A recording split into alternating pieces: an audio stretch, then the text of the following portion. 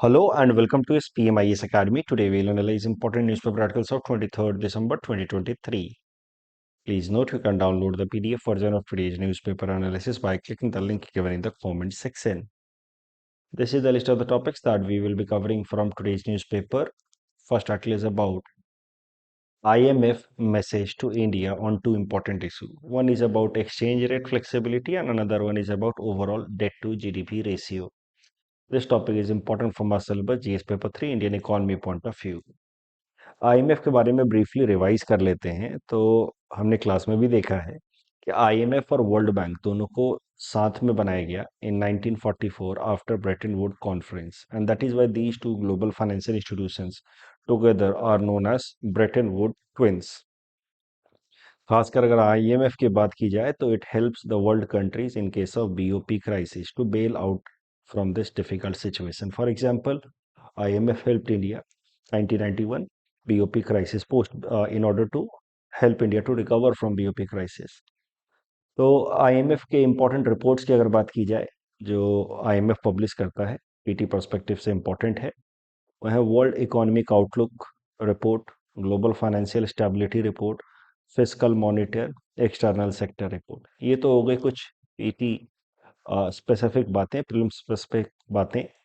अब current context पे आते हैं। देखिए, IMF under its Article 4 publishes a report with respect to all the member countries.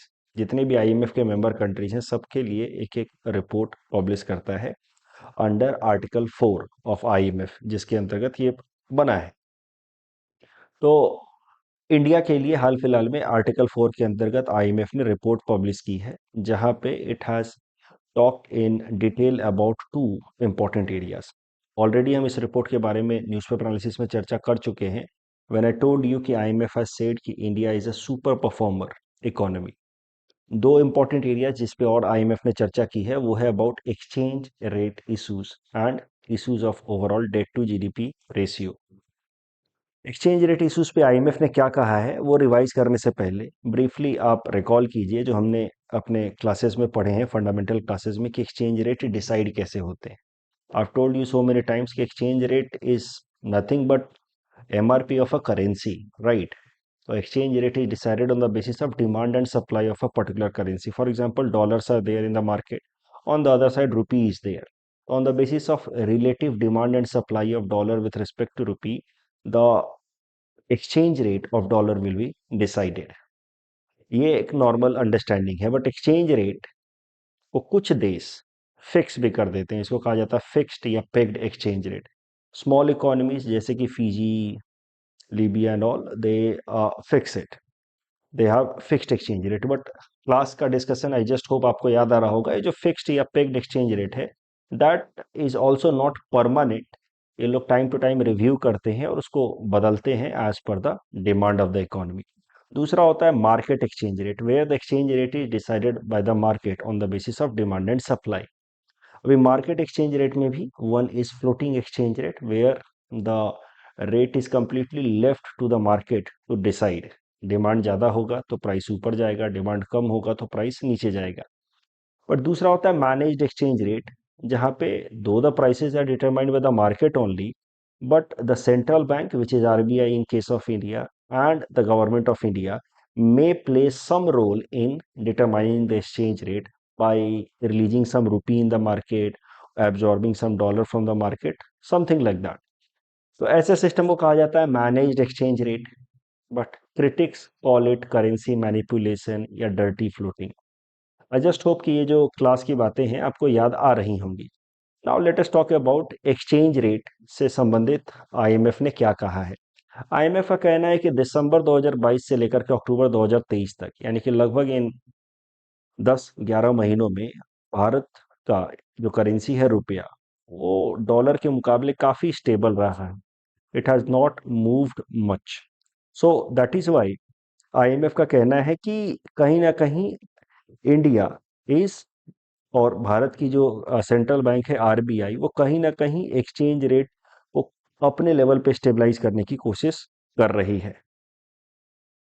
ये जो स्टेबलाइज्ड अरेंजमेंट है जो IMF ने कहा है, with respect to Indian economy. That is because of the a release of dollars in the market from Forex Reserve of India, or mopping up of rupee from the Indian market in order to stabilize rupee with respect to dollar.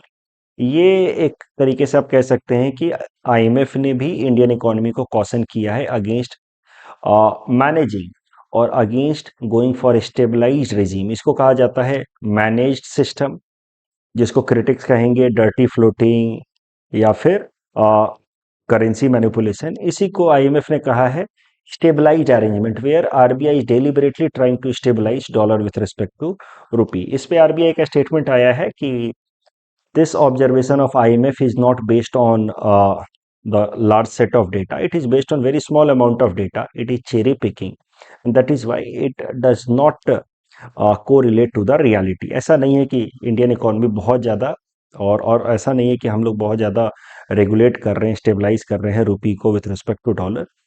पिछले 10-11 महीनों से rupee has been stable in real sense with respect to dollar. The next is about debt.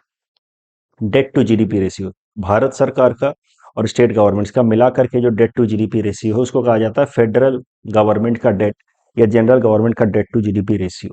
Again classroom discussion से आपको बात याद आ रही होगी कि how after pandemic the debt to GDP ratio shot up to 90% of the GDP. आपको मैंने एनके सिंह पैनल का रिकमेंडेशन याद दिलाया है, जहां मैंने आपको बताया कि एनके सिंह पैनल ने रिकमेंड किया कि the goal should be to bring down the debt to GDP ratio from 70% in 2016-17 to 60%, below 60% by 2022-23, and then started the pandemic, जहां पे fiscal deficit shot up to 9.5%, and that is why एक साल में ही the debt to GDP ratio shot up to 90% of the GDP. तो तब से debt to GDP ratio high ही है। हाँ, वो बात अलग है कि 90 से घट करके अब थोड़ा कम आया है, it has come down to 81%।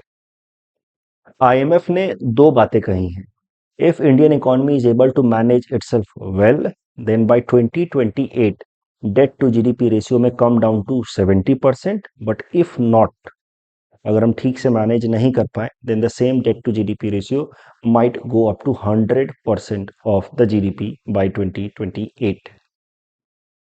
Topic के बेसिस पे ये प्रीलिम्स प्रैक्टिस क्वेश्चन हमने आपको दे रखा है। Please attempt this question and you can submit the answer in the comment section. The next article is about credit rating agencies. This topic is important from our syllabus GS paper 3 Indian economy point of view. The concept of rating again we discussed in the class. We discussed how there are three international credit rating agencies, Standard and Poor, Fitch and Moody. And these credit rating agencies give sovereign credit rating as well as corporate credit rating. जितना अच्छा rating होगा उतनी आसानी से loan मिल सकता है उस देश की सरकार को और उतना कम इंटरेस्ट चुकाना होगा। Lower the rating the difficult it gets in order to get credit from foreign market, and the government has to pay higher interest rate also, and below a certain limit the rating is known as non investment grade। और जो bonds होते हैं non investment grade के उनको कहा जाता है junk bonds.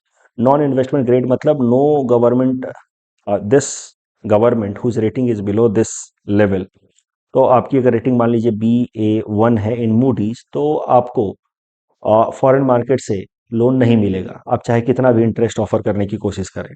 इसको कहा जाता है नॉन इन्वेस्टमेंट ग्रेड। ये है इन्वेस्टमेंट ग्रेड, बट इसमें जितनी ऊंची रैंकिंग होगी उतनी आसानी से लोन मिलेगा, उतना कम इंटरेस्ट रेट चुकाना होगा।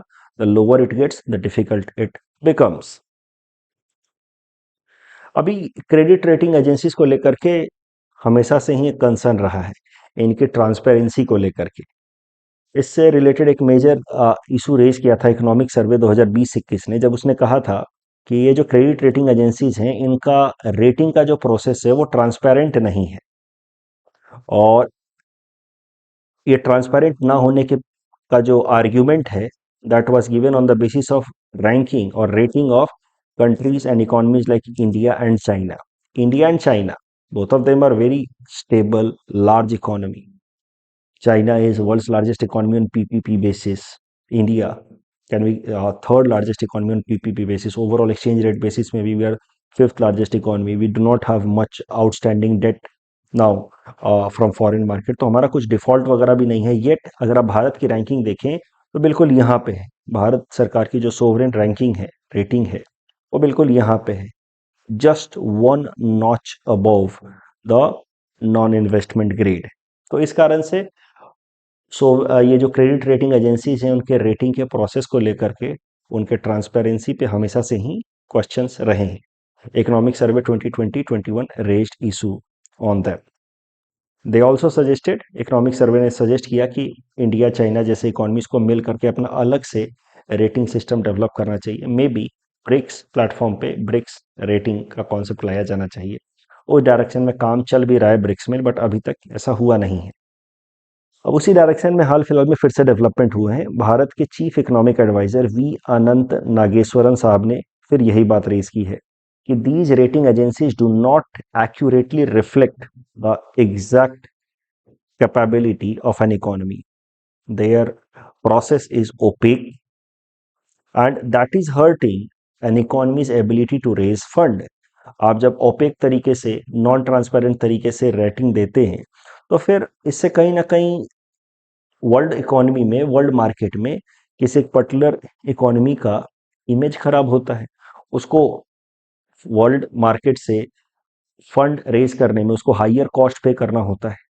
सो that is why it has been suggested कि there must be some transparent process. See, Bharat की अगर बात की जाए, भारत की तो रेटिंग तीनों में ही, S&P हो, फिच हो, मूडी हो, तीनों में ही it is lowest in the investment grade, lowest in the investment grade, just above the non investment grade. इसका कोई खास लॉजिक है नहीं। तो अगर रेटिंग एजेंसीज की बात की जाए, थोड़ा सा डिटेल में देखना होगा क्योंकि इस पे चर्चा काफी हो गई इस साल, तो प्रीलिम्स में सवाल बन सकता है। रेटिंग एजेंसी जो ये तीनों के तीनों हैं, S&P, फिच एंड मूडी, ये लोग कुछ तो ऑब्जेक्टिव पैरामीटर्स देखते हैं जिनको कहा जाता है टिपिकल पैरामीटर्स, जैसे कि growth rate, inflation, government debt to GDP ratio, political stability. But कुछ क्वालिटेटिव पैरामीटर्स भी होते हैं जिनको प्रॉपरली क्वांटिफाई नहीं किया जा सकता, क्वालिटेटिव है मतलब परसेप्शन बेस्ड है। जैसे कि what other economies feel about your economy, such things are very opaque. और यहाँ पे काफी सारा मैनिपुलेशन का स्कोप होता है क्वालिटेटिव कंपोनेंट पे, और यहाँ पे कहीं ना कहीं इंडिया और चाइना जैसे देशों के खिलाफ या उनके अगेंस्ट बायस्ड डिसीजंस लिए जाते हैं। इस टॉपिक के बेसिस पे ये प्रीलिम्स प्रैक्टिस क्वेश्चन हमने आपको दे रखा है, और ये मेंस क्वेश्चन भी इस टॉपिक पे हमने आपको दे रखा है। आप हिंट्स को पढ़िए, इस क्वेश्चन को अटेम्प्ट कीजिए।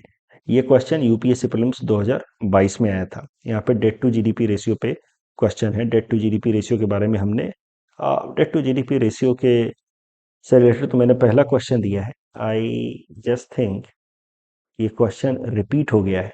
यहाँ पे मैं दूसरा क्वेश्चन दे दूंगा, रेटिंग एजेंसीज पे मैं क्वेश्चन दे दूंगा। By mistake I have given the same question, जो पहला क्वेश्चन था वही ये भी यहाँ पे दे दिया मैंने। इसको मैं चेंज करके यहाँ पे दूसरा प्रैक्टिस क्वेश्चन दे दूंगा from the PDF। The next topic about people with blood disorder not eligible for reservation in government jobs. This topic is important for my syllabus GS paper 2 governance point of view. देखिए, कुछ दिनों पहले people international day of people with disability में मैंने आपको ये act के बारे में समझाया था। इसी दिसंबर महीने में मैंने कराया था, आई थिंक 3 दिसंबर को ऑब्जर्व किया जाता है international day for people with disability. वहां मैंने आपको बताया था कि there is an act in India, rights of persons with disability act 2016, that provides 4% of reservation in government jobs for people with specific disability. उसमें 21 तरह की डिसेबिलिटीज आइडेंटिफाई की गई थी आज पर दिस एक्ट। इसमें कुछ ब्लड डिसऑर्डर भी इंक्लूडेड थे, जैसे कि thalassaemia, haemophilia and sickle cell disease. अब हाल फिलहाल में सरकार की तरफ से एक नोटिफिकेशन आया जिसमें उन्होंने कहा है कि ये जो 3 ब्लड डिसऑर्डर्स हैं, they will not be considered as disability for reservation purpose in government jobs under this right to person with disability act. ये जो तीनों ब्लड डिसऑर्डर हैं वो है thalassaemia. Thalassaemia is a blood disorder which is genetic in nature that leads to abnormal haemoglobin production and anaemia. मतलब haemoglobin कम हो जाता है, एनीमिया की प्रॉब्लम हो जाती है। हेमोग्लोबिन हमने डिस्कस किया था, ऑक्सीजन को कैरी करने में मदद करता है टू डिफरेंट बॉडी सेल्स। तो हमारे लंग से ऑक्सीजन को एब्जॉर्ब करता है और डिफरेंट बॉडी सेल्स में हेमोग्लोबिन ऑक्सीजन पहुंचाता है। हेमोग्लोबिन की कमी हो जाने से एनीमिया हो सकता है। हेमोफीलिया ये भी जेनेटिक ब्लड डिसऑर्डर है that hinders blood clotting ability. Sickle cell disease भी हमने डिस्कस किया है, जहाँ पे जो आरबीसी है, रेड ब्लड सेल, वो डोनट शेप से चेंज होकर के क्रेसेंट शेप का हो जाता है। काफी रिजिड भी हो जाता है, मतलब हार्ड भी हो जाता है, और शेप भी उसका बदल जाता है from donut shape to crescent shape. और हार्ड होने के कारण, रिजिड हो जाने के कारण, the flow of RBC gets obstructed, and because of the obstructed flow of RBC haemoglobin की थोड़ी सी कमी हो जाती है, डेफिशिएंसी हो जाती है बॉडी के अंदर, and that again leads to anaemia. So ये है सिकल सेल डिजीज। ये तीनों तरह के blood disorders will not be considered as not disorder for government job purpose under this act. They will not be allowed to, people suffering with these three disorders will not be allowed to get reservation in government jobs under the Right to Person with Disability Act. The next article is about International Year of Camelids. Prim's perspective से important है, PT perspective से बस याद रखिए। देखिए, United Nations ने साल 2024 को डिक्लेयर किया है, आने वाले साल को, International Year of Camelids. Camelids are basically all the animals or species who belong to Camelidae family. Camelidae family, हम कैमल्स को तो जानते ही हैं, बट कैमल्स जिनको हम बेसिकली अपने देश में देखते हैं, राजस्थान वगैरह में जो दिखते हैं, they are Arabian camels who belong to this Camelidae family. तो कैमेलिडे फैमिली में दो तरह के स्पीसीज आते हैं, कैमेलिडे में कैमेलिन एंड लैमिने।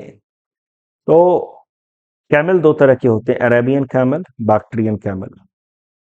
बैक्ट्रियन कैमल ईरान और उसके अपर साइड में मिलते हैं। इसके अलावा और भी कुछ स्पीसीज आते हैं कैमलिडे फैमिली में, विकुना, अल्पाका, यूनाको, लैमा, अलग अलग जगहों पे मिलते हैं। Guanaco and llama, they are found in South America along with alpaca and all. एक बार देख लेना होगा पीटी से पहले। मुझे लगता है पीटी में सीधा सीधा यही पूछ लेगा कि यूनाइटेड नेशन ने साल 2024 को किस एनिमल के लिए डिक्लेयर किया है International Year of Camelids. The next topic is about chief guest for Republic Day. This topic is again important from prelims exam point of view. देखिए, साल 2024 का जो हमारा रिपब्लिक डे सेलिब्रेशन होगा, उसके चीफ गेस्ट होंगे फ्रेंच प्रेसिडेंट इमैनुअल मैक्रोन।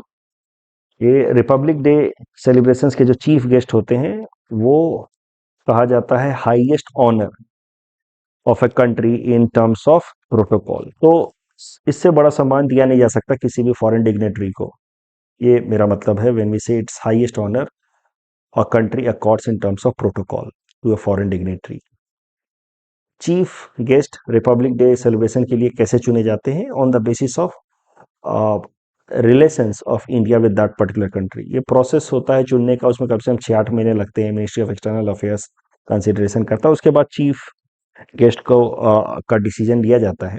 आपको याद होगा, मैंने न्यूज़पेपर में इसी से बताया था कि जैसे हम लोग बुला रहे हैं फ्रेंच प्रेसिडेंट इमैनुअल मैक्रोन को आज आवर चीफ गेस्ट, ऐसे ही फ्रांस ने भी इनवाइट किया था हमारे प्रधानमंत्री नरेंद्र मोदी जी को in their Bastille Day celebrations. Bastille prison की कहानी मैंने आपको बताई थी कि how Bastille prison and fall of Bastille prison led to the beginning of a movement जिसको हम लोग फ्रेंच रिवॉल्यूशन नाम से जानते हैं। तो बैस्टील डे सेलिब्रेशन में फ्रांस ने हमारे प्रधानमंत्री जी को इनवाइट किया था, अब हम लोग इनवाइट कर रहे हैं फ्रेंच प्रेसिडेंट को अपने रिपब्लिक डे सेलिब्रेशंस में।